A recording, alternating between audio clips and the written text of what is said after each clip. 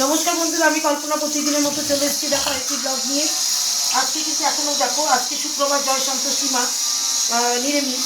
এগুলো দিয়ে করবো এই যে আলু, এই যে এখানে সোয়াবিন আর এখানে মশলা করছি শিলনোড়াতে। এই দেখো আদা, কাঁচা লঙ্কা চারটে দিয়েছি আর ধনের গুঁড়ো, জিরের গুঁড়ো এখানে করবো। তারপরে করবো এই যে এটা হচ্ছে তোমার ধনে পাতা কুচিয়ে এটা সেঁকে নিয়েছি।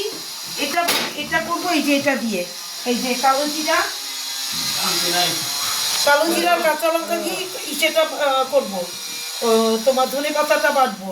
আর এখন দেখো এখানে দিচ্ছি, এখানে আলুগুলো আগে ভেজে নেবো, সোয়াবিন ভেজে নেবে, আলুগুলো আগে ভেজে নেবো এখানে।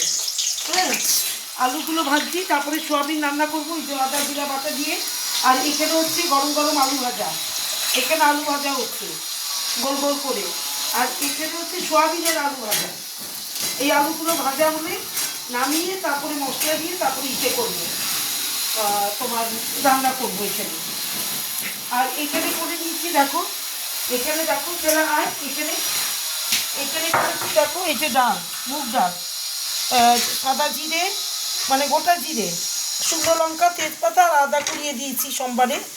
এই হচ্ছে এটা, আর কাঁচা লঙ্কা দিয়েছি। আর এখানে গরম গরম একারি ভাত দুবেলা। আর এখানে করেছি দেখো শিম সিদ্ধ, এই দেখো শিম আর আলু ইসে কুমড়ো সিদ্ধ দিয়েছি, কাঁচা লঙ্কা দিয়ে মাখবো। এই হচ্ছে আজকে আমার মেনু।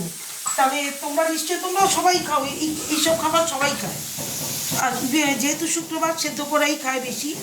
আর সোয়াবিনটা তো মাছ মানে বাবু খাবি না, ও যদি না খায় মুশকিল। কাউকেও খাওয়া হয়নি সারাদিন ঠিক মতো, কাউকে আমরা ছিলাম না বাড়িতে। কালকে একটা দরকারি কাজে বাবুর জন্য তরকারির কাজে একটা গেছিলাম একটু বাইরে। এবার শুভ দুপুর, সবাই ভালো থেকো, সুস্থ থেকো, টাটা।